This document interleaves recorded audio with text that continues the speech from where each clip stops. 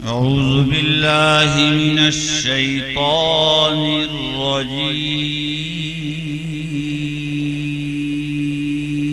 الرجيم. بسم الله الرحمن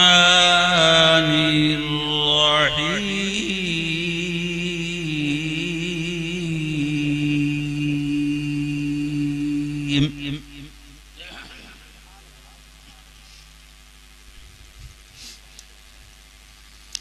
خلق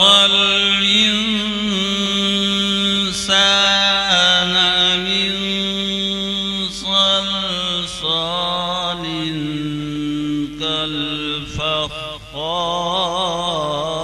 كالفخار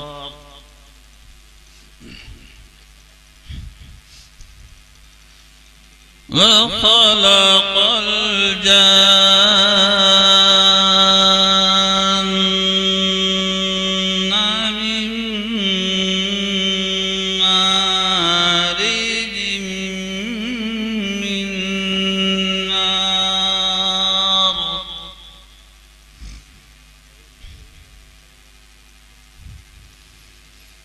فبأي آلاء ربكما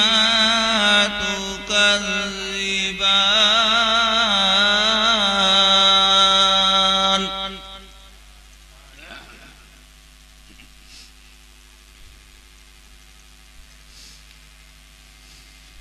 رب المشرقين ورب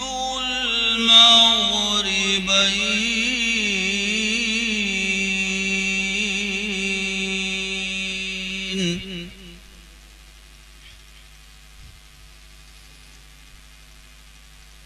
فبأي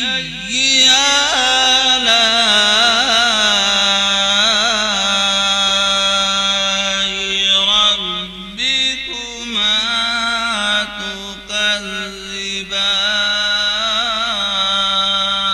تكذبان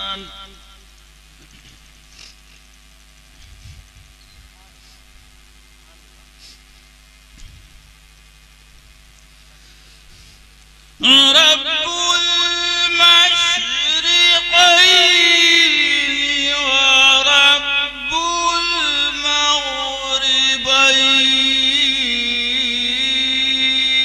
المغربين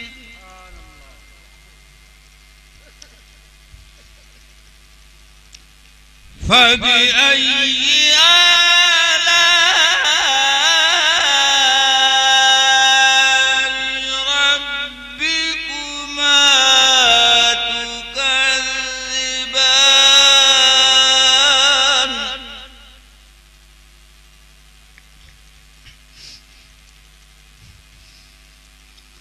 مرج البحرين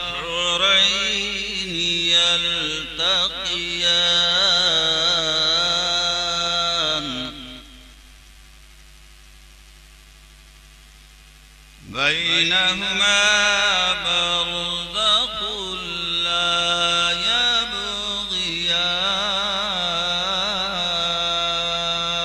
يبغيان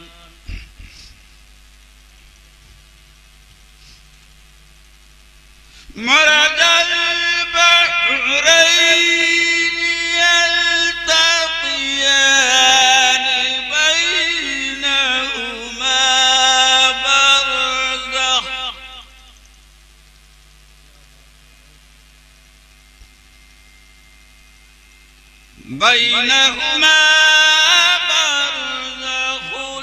لا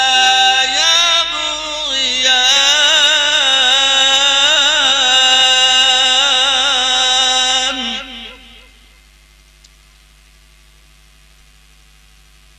فبأي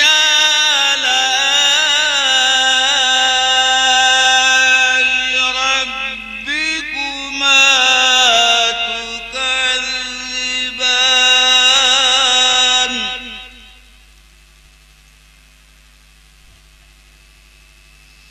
يخرج منهما اللؤلؤ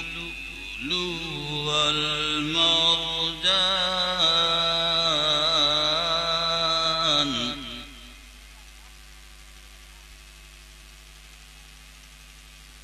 يخرج منهما اللؤلؤ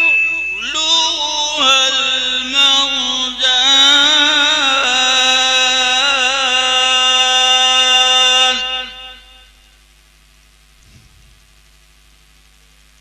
فبأي آلاء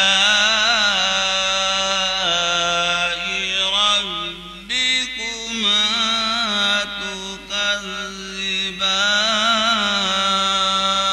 تكذبان صدق الله العظيم.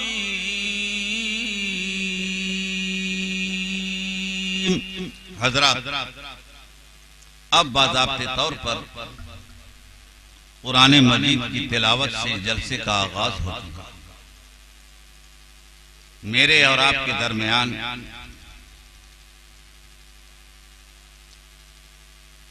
نقیب اعظم ہندوستان حضرت حافظ و قاری اور بزرگوں کی صحبت میں رہ کر ایسے ایسے اشعار پیش کرتے ہیں کہ بڑے بڑے پڑھے لکھے لوگ ان کی نعتیہ اشعار کو سن کر حیرت میں پڑ جاتے ہیں. یہ ان کا کمال نہیں ہے بلکہ بزرگان دین کے فیضان کا کمال ہے. ہر آدمی، ہر پڑھنے والا، چاہے وہ تقریر کریں، چاہے وہ نعت شریف پڑھیں، چاہے وہ کچھ کریں، بس اس کے اندر خلوص للہیت تو اللہ رب تبارک و تعالی اپنے فضل سے نبی پاک کے صدقے سے اس کے علم میں اضافہ فرماتا ہے. اس لیے آج ہمیں اور آپ کو فخر کرنا چاہیے کہ ہمارے یہاں ایسے ایسے ہیرا پیدا ہو گئے ہیں کہ کوئی اس کا جواب نہیں، وہ لاجواب ہے. مگر افسوس ہے اس بات کا کہ آج کچھ لوگ ان کو دیکھ کر ادھر ادھر بولنے کی جرات کرتے ہیں. یاد رکھنا مسلمانوں، یہ علماء کرام ہی کا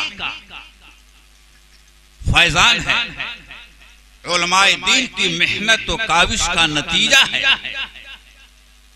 کہ تعمیر کر دیا.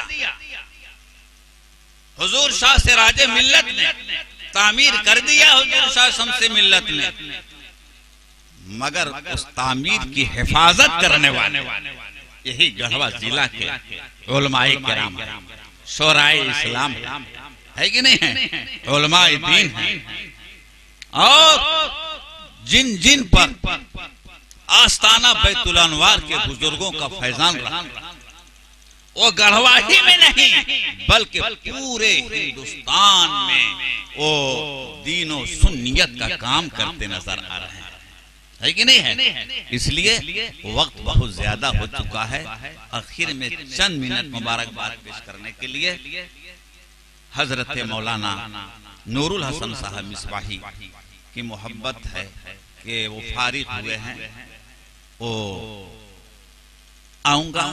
اب میں چلتے چلاتے نقیب اعظم ہندوستان حضرت حافظ طبیب عالم صاحب طبیب عزیزی سے میں گزارش کر رہا ہوں کہ ہم نظامت کے فرائض وہی انجام دیں گے.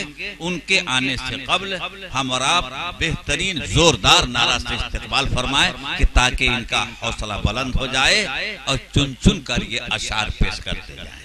نعرہ تکبیر، نعرہ رسالت، بس اتنا ہی دم ہے آپ لوگوں کے پاس. کیا پڑھیں گے؟ کوئی شاعر ہمارے کیا پڑھیں گے؟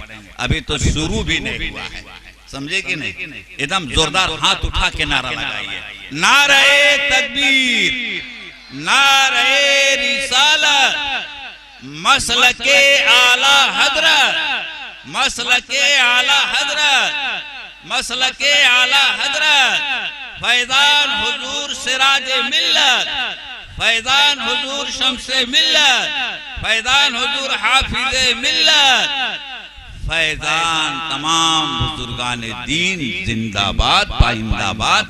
میں اب گزارش کروں گا کہ مائک پہ تشریف لائیں اور نظامت کے فرائض انجام دیں اور شورا اسلام